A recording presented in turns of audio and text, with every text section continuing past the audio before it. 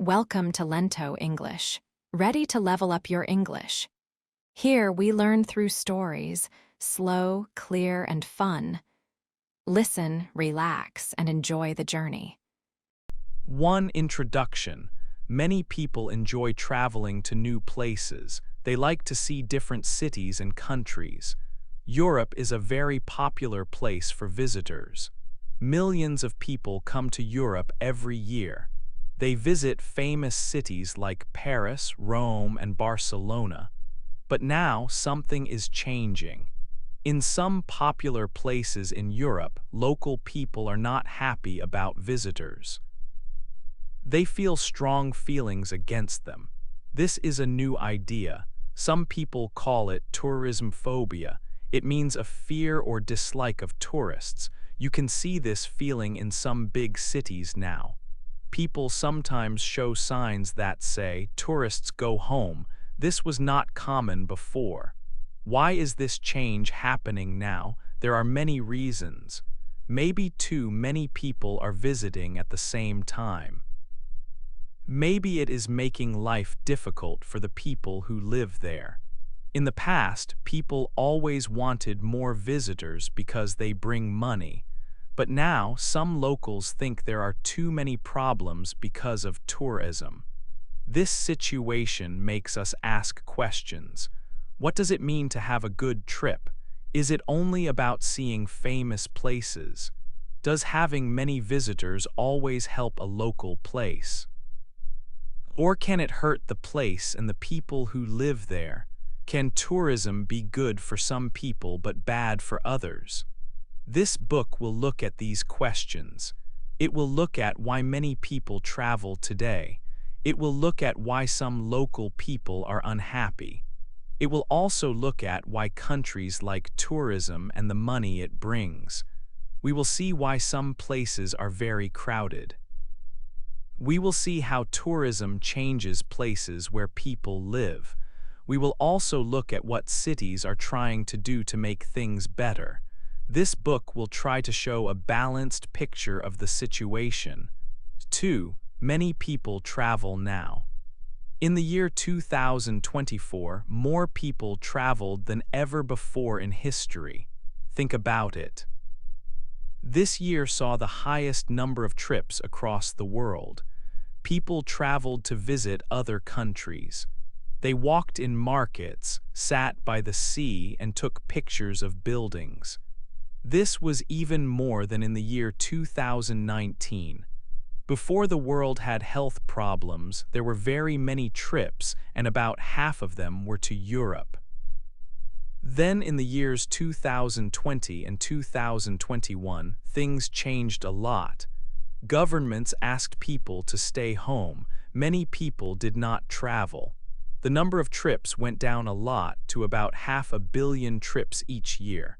People stayed home and bought many things. But after some time, the rules changed. People could travel again.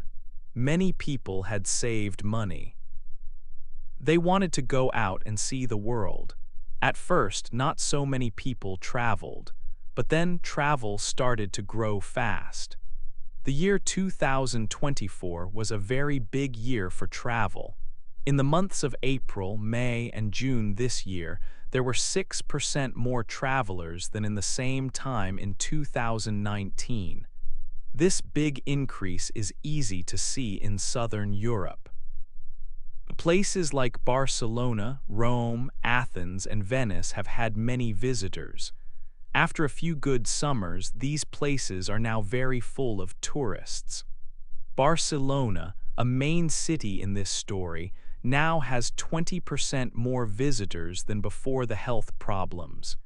If you visit a popular place, especially in the summer, you can feel it. There are crowds of people everywhere. The city's services, like transport, can find it hard to manage so many people. The large number of visitors has a clear effect on these places. 3. Why locals are unhappy. The streets in many popular cities are very busy now. There are crowds of people everywhere you look, from the morning until the evening.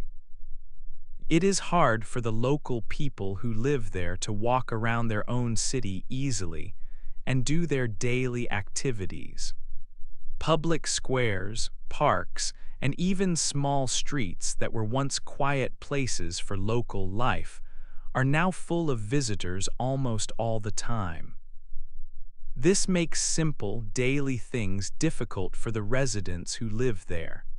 Getting around the city is also a big problem because of the large number of visitors. Buses and trains are often very full, especially during the day when people need to travel for work or school. Local people find it hard to use public transport. They may have to wait a long time or cannot get on at all. The services that the city provides for everyone, like cleaning the streets or collecting rubbish, must work much harder because there are so many more people using them every day. It is a big job and puts a lot of pressure on the city's infrastructure. Also, the shops in the city center and popular areas start to change a lot because of tourism. More and more shops open that sell things only for tourists, like cheap souvenirs, ice cream, or fast food. There are fewer shops that sell things for local people who live there, such as small food markets where they buy fresh food, bakeries, or places to buy clothes for everyday life. This means local people often must travel further away from the center to find the things they need, which takes time and money. The economy in these central areas starts to depend mostly on visitors, which can make it less stable for residents. Many jobs in these cities are now in the tourism industry. People work in hotels, restaurants, bars, or sell things to visitors in shops. But often, these jobs are seasonal. They are only needed for part of the year, usually during the busy summer months. When the visitors go home in the autumn and winter, these jobs stop.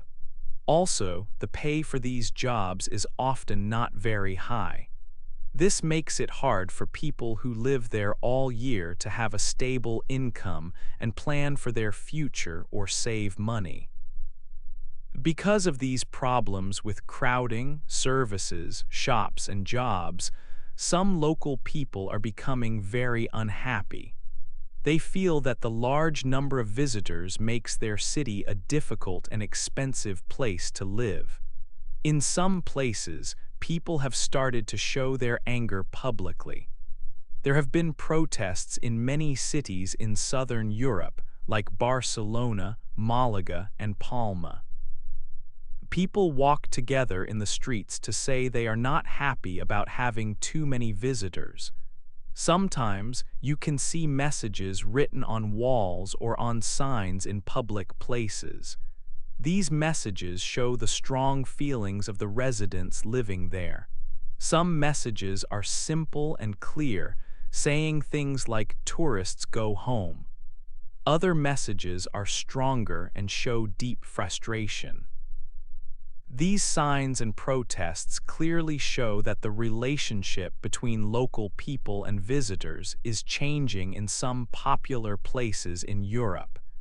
It is a clear sign that there is a problem that needs to be understood and may be solved. 4. Why countries like tourism? Countries like tourism very much, and there is a main reason for this. The reason is money. Tourism brings a large amount of money into a country. It is a very big business around the world, valued at trillions of dollars each year globally. This money helps the country's economy to grow and become strong. Tourism creates a great number of jobs for many people. These jobs are in different areas of the tourism industry. People work directly with the visitors in hotels, guest houses, and other places where tourists stay the night. There are jobs in restaurants, cafes, and bars, preparing and serving food and drinks. Shops that sell things like souvenirs, clothes, and local crafts also need staff. Many people work in transport, driving taxis, buses, or trains for tourists, or working at airports and ports. Tour guides are also important, showing visitors historical sites and places of interest. So tourism provides many types of work for a lot of people. The money that visitors spend goes to many different businesses. Hotels, restaurants, shops, transport companies, and tour operators all earn money from tourism. These businesses then use the money to pay their workers' salaries. This helps to spread the money throughout the local economy. The money from tourism can also be used by the government for important things that benefit everyone. It can help pay for public transport systems, making it easier for all people to travel around cities and regions. It can help keep important historical buildings, museums, and cultural sites open and in good condition. Visitors often pay fees to enter these places, and this money helps with their upkeep. This can mean that local people might pay less in taxes because visitor money helps to cover some of these costs. Tourism can also bring new investment into a country. People or companies may invest money to build new hotels, improve airports, or develop new attractions for visitors. This investment helps to develop areas within the country, sometimes bringing money and jobs to parts that were less developed before. Tourism can help these areas grow and offer more opportunities for the people living there. Getting foreign money is another very important benefit. When visitors from other countries come, they bring money from their own countries, like US dollars, euros, or other major currencies. They exchange this money for the local currency to spend. This process helps the country build up its reserves of foreign currency. Countries need foreign currency to buy goods, services, and important resources from other countries. So visitors help a country get the foreign money it needs for international trade. For countries that do not have many other valuable natural resources like oil, gas, or minerals, tourism can be a main way to earn money from abroad. They can use their natural beauty, long history, cultural heritage, or nice climate and beaches to attract people from all over the world. Overall, countries see tourism as a very positive force for their economy. It creates jobs, supports many businesses, helps pay for public services, attracts investment, and brings in needed foreign currency. It is a key way for countries to grow, build wealth, and improve the lives of their citizens. This is why governments work hard to make their country an attractive place for visitors and to develop their tourism sector. 5. Why it is so crowded. Why are some places so full of visitors? There are a few main reasons for this crowding. First, most visitors want to see the same famous places.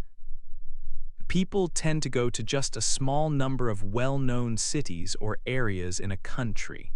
This means these popular spots become very, very crowded, while other places have few visitors.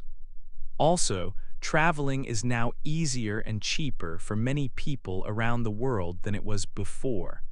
More people have enough money to travel. There are more low-cost ways to fly or travel by train or bus. This helps more people to go on trips. When more people can travel, many of them choose to visit the most famous places they know about.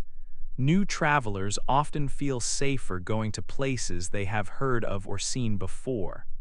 Social media also plays a big part in this. People see beautiful pictures and videos of famous places online, shared by friends or other travelers. They want to go there and take their own pictures for their own social media. This makes places that are already well known even more popular. Everyone wants to visit the places they see on their phones, which brings even more people to the same few spots. Another reason for the crowding is how long visitors stay. Many tourists stay for a very short time in each place. Sometimes they stay only 1 or 2 nights before moving to the next city. Or they might visit a city for just one day, arriving in the morning and leaving in the evening. They come, see the main sights quickly, and then leave. This means a lot of people arrive each day, adding to the crowds, but they do not stay long enough to spread out the visitor numbers over time. Big ships called cruise ships also bring many visitors, often just for a day. These ships can carry thousands of people at once. They often stop in a city's port for only part of the day. The people from the ship come into the city center for a few hours to walk around and see things near the port. Then they must go back to the ship before it sails away in the evening. This brings a very large number of people to the city center at the same time, but only for a short visit. When visitors stay for a short time, especially just for a day or two, they still use the city's transport systems and walk in the most popular, already crowded areas. This adds to the feeling of being too full.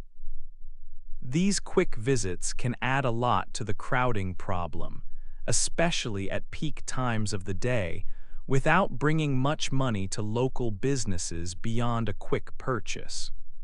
So, many people going to the same few places, easier travel, social media, short stays, and cruise ships all work together to make popular places very crowded.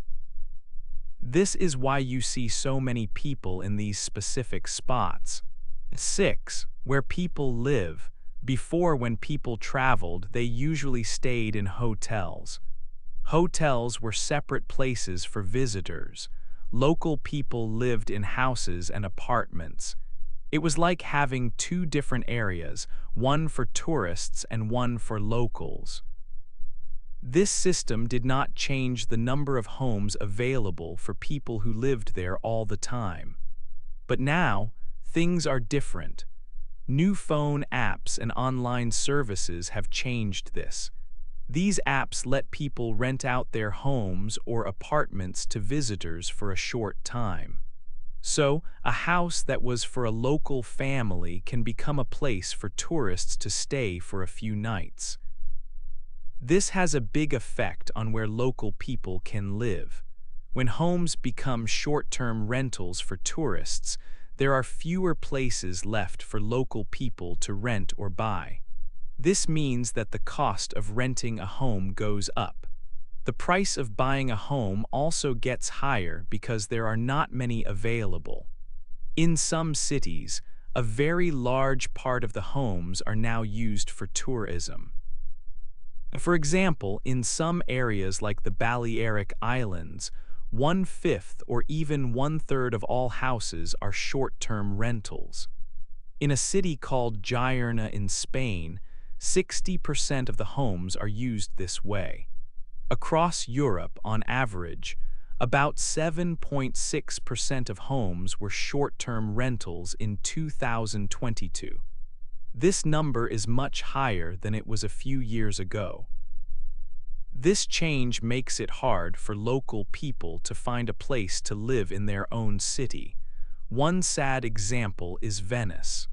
The number of people who live in the historical center of Venice has gone down a lot. In the past, there were many more people living there. Now, tens of thousands of people have moved away because they cannot afford to live on the island anymore. The old houses are now often used by visitors instead of local families. 7. What cities are doing. Cities are now working hard to manage the large numbers of tourists. They see that too many visitors can cause problems for the people who live there, like making places too crowded and making homes expensive. So cities are trying different things to make things better for residents.